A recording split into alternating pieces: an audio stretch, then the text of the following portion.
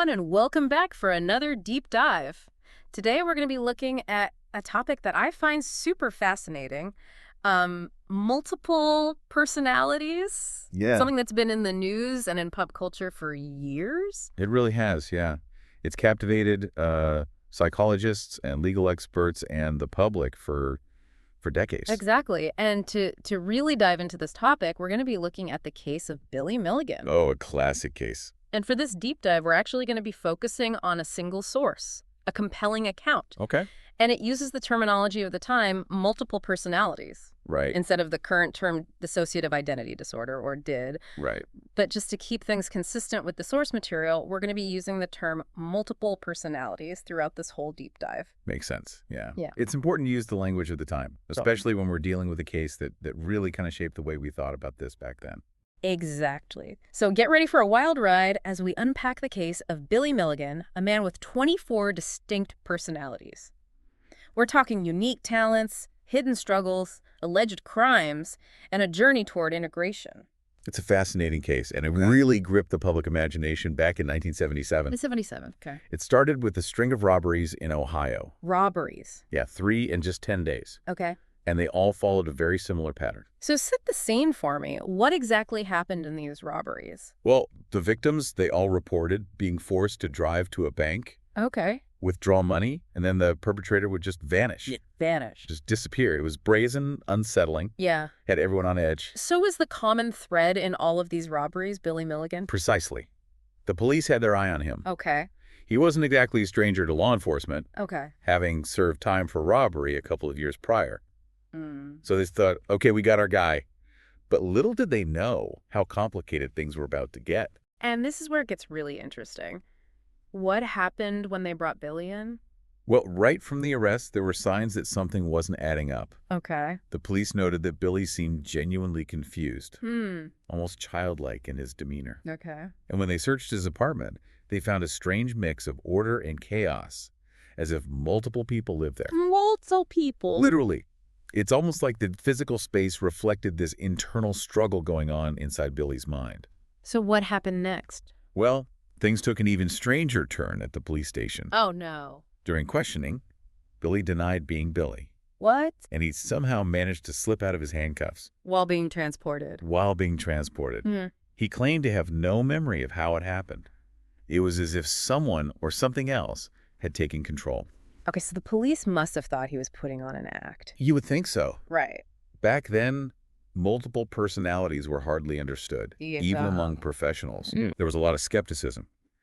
But Billy's behavior was so erratic, so out of the ordinary, that they decided to call in a forensic psychologist to evaluate him. Okay, and this is where the story really starts to unfold. What happened during that evaluation? It was a pivotal moment. The psychologist, wanting to establish a baseline, asked Billy for his ID number. And Billy's response was, "I don't have one. That's Billy's number, not mine." And then he introduced himself as David, an 8-year-old boy. He said he was an 8-year-old boy. An 8-year-old boy named David. Yeah. I'm speechless. The psychologist must have been floored. What did they do? Well, the psychologist, to their credit, while taken aback, remained open to the possibility that something unusual was happening. Okay. So they pressed further, Okay. and David mentioned that he couldn't wake Billy up without permission from Arthur. Otherwise, he said, Billy would try to hurt himself. Arthur. So now there's another personality in the mix. Exactly. This is already so complex. What happened when the psychologist asked to speak to Arthur? Well, this is where it gets really strange. Hmm? David appeared to go into a trance-like state, Okay. muttering to himself. Yeah. And when he woke up, he was Arthur. No way! Did Arthur seem completely different? Absolutely. Arthur was described as a sophisticated, well-spoken British gentleman Wow. with a deep interest in science and medicine. Okay. And what really struck the psychologist was Arthur's accent. His accent? It was so authentic, so upper-class British, that it seemed impossible to fake. Yeah, I mean, that's pretty convincing, I have to say. So besides the accent, was there anything else that made Arthur seem like a completely different person? Yeah, well, Arthur also wore glasses, Okay. which none of the other personalities did. And this further solidified the idea that these weren't just superficial changes, Right. but represented distinct personalities inhabiting Billy's body. So this initial encounter with David and Arthur was just the beginning. Oh yeah, Just the tip of the iceberg. It set the stage for a deep exploration into Billy's inner world, a world populated by a staggering 24 distinct personalities. It was the beginning of a long and complicated journey Yeah. to understand the complexities of Billy's mind, how these personalities came to be, and what role they played in his life. Definitely. And before we jump into that, I think we should take a quick step back and talk about this concept of the inner world as it relates to multiple personalities. Well, It's something I find so fascinating. it is fascinating. One of Billy's personalities, named Alan, described it as a dark room with a spotlight. Okay. All the personalities would stand in a circle, and whoever stepped into the light would take control of Billy's body. Oh, wow. So it's like a stage production with each personality waiting for their turn in the spotlight. Exactly. And according to Alan Arthur, the sophisticated British gentleman acted as a sort of gatekeeper. Oh. He was the one who determined which personality was best suited for a particular situation and granted them access to the spotlight. So we have this fascinating internal system with 24 personalities, a spotlight, and a gatekeeper. This is already so complex, and we've barely scratched the surface. We've only just begun. Each of these personalities had a name, an age, a gender, unique talents, even their own accents. It was a diverse and at times chaotic internal world. It was. And that's exactly what we're going to be exploring in the next part of this deep dive. So buckle up, because we're about to meet some of these personalities. Can't wait. All right, so you ready to meet some of these personalities? Absolutely, I'm hooked. Prepare to be amazed. We'll start with Christine, a 3-year-old girl with dyslexia. Oh, wow. A 3-year-old? I imagine she was one of the more innocent personalities. Christine would often be found standing in a corner, sucking her thumb. Oh, wow. And her brother Christopher was also a personality. Really? Which just goes to show you that there were familial relationships even within this internal system. That's incredible. Yeah. A brother and sister both existing as separate personalities within Billy's mind. That's fascinating. Okay, so we've got a 3-year-old, a young boy. Were there any personalities that were, let's say, a bit more intense? Oh, definitely. We can't forget about Ragen, the Yugoslavian personality. Ragen, the Yugoslavian. Okay, this is getting really interesting. Tell me more about him. Well, Ragen spoke with a thick accent Okay. and was proficient with weapons and martial arts. He was considered the protector, the one who emerged during times of crisis. It's like Billy had an entire cast of characters living inside him, each with their own unique skills and roles to play. Some were artistic, some were intellectual, and some, like Ragen, were more aggressive and protective. This diversity of personalities is what made Billy's case so remarkable, but also so difficult to understand. And then there's the most enigmatic personality of them all, the teacher. The teacher. That sounds intriguing. What made him stand out from the rest? The teacher possessed the memories of all the other personalities. He did? He was like a living archive of Billy's life experiences. And what's really fascinating is that he believed himself to be the true Billy. Wait, so the teacher thought he was the real Billy, not just another personality. That adds a whole other layer of complexity to this case. It certainly does. The teacher was also instrumental in helping therapists piece together Billy's fragmented past, Okay. like a detective working from within. So if the teacher held all the memories, could he explain where each came from?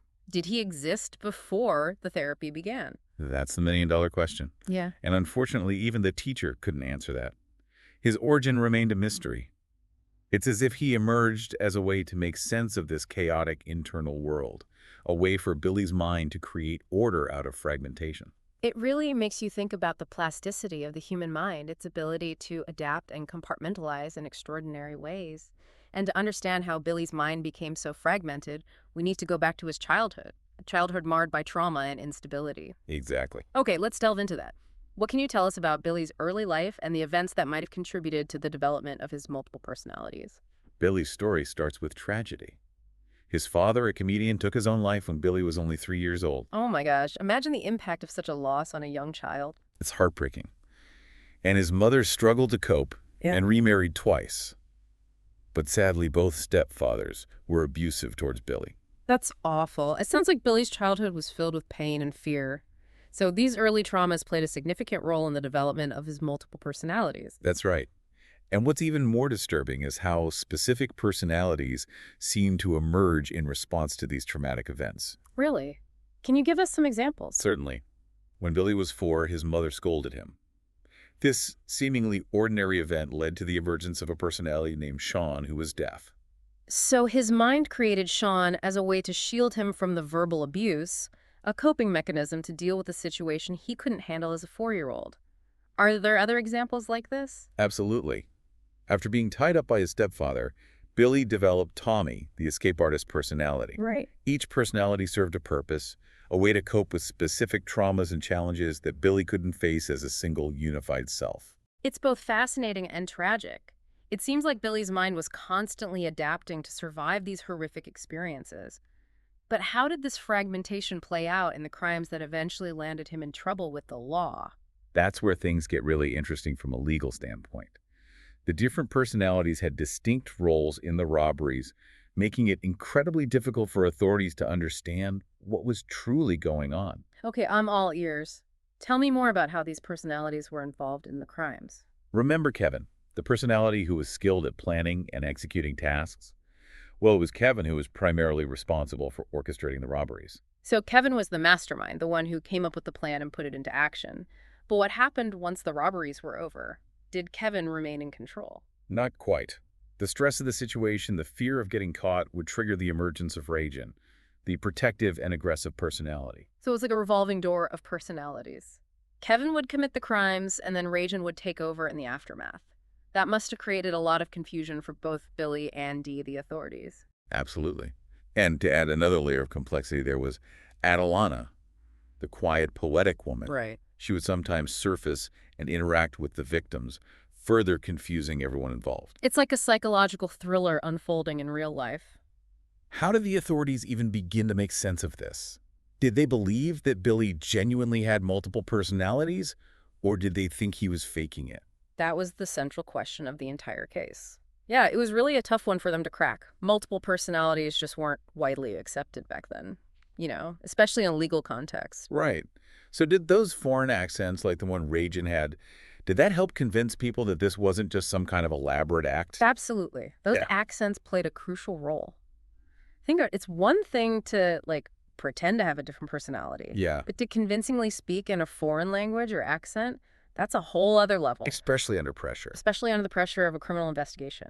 So yeah, those accents were a key piece of the puzzle. Okay, that makes sense. So what happened when Billy's case actually went to trial? How did the court handle this completely unprecedented situation? Well, the trial itself was a landmark event. I mean, the evidence of Billy's multiple personalities was just so compelling Yeah. that it led to a truly unprecedented verdict. Not guilty by reason of insanity. Wow, not guilty by reason of insanity. That's huge. It was a landmark decision. Yeah. The first time in American history that multiple personalities were successfully used as a defense in a criminal trial. Wow. Really acknowledged the existence and severity of this condition. So what happened to Billy after the trial? He wasn't just set free, right? No, of course not. The court ordered him to undergo treatment Okay. aimed at integrating his personalities into a single functioning individual. And how long did this treatment last? A decade, 10 years. 10 years of therapy, yeah. And what was the goal of this integration process? Was it to, completely erase the other personalities? Well, that's a great question, and it gets to the heart of a very complex ethical debate. The therapist chose the teacher as the core personality. Okay, the one with all the memories. Right, exactly. Since he held all the memories and seemed the most stable, the goal was to merge the other personalities into the teacher, effectively creating one unified Billy. I see. But I can't help but wonder about the implications of basically erasing these other personalities, each with their own unique skills and experiences. It's a valid concern, definitely.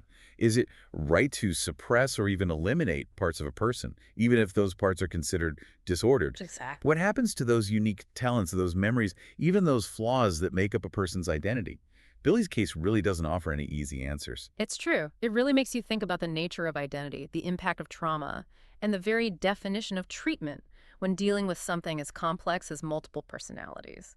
So what ultimately happened to Billy after this decade of therapy? Well, he was eventually deemed well enough to be released back into society. But it wasn't exactly a happily ever after scenario. Oh, Billy later stated that the personalities still existed. really? Yeah, that he had to constantly fight to maintain control. So even after all that therapy, the struggle continued. It did. It wasn't a cure, more like learning to manage an internal orchestra. Wow, that's a powerful image. I think Billy's case really highlights that Multiple personalities aren't something you just switch on or off. It's a lifelong condition It is. that requires constant management, understanding, and compassion. Absolutely. Well, as we wrap up this deep dive into the world of Billy Milligan, I want to leave our listeners with one final thought-provoking question. All right, hit me with it. Okay, imagine just for a moment that you could choose to develop a specific personality to help you through tough times. What kind of personality would you choose and why? Would it be a fearless adventurer, a brilliant strategist, a calming presence? What skills, traits, or even flaws would this personality possess to make you stronger, more resilient, or better equipped to face life's challenges? It's something to ponder as we reflect on the complexities of Billy's story and the mysteries of the human mind. I love that question. Really makes you think. Thanks for joining us on this journey into the fascinating and thought-provoking world of Billy Milligan. Until next time, keep those minds open and keep exploring.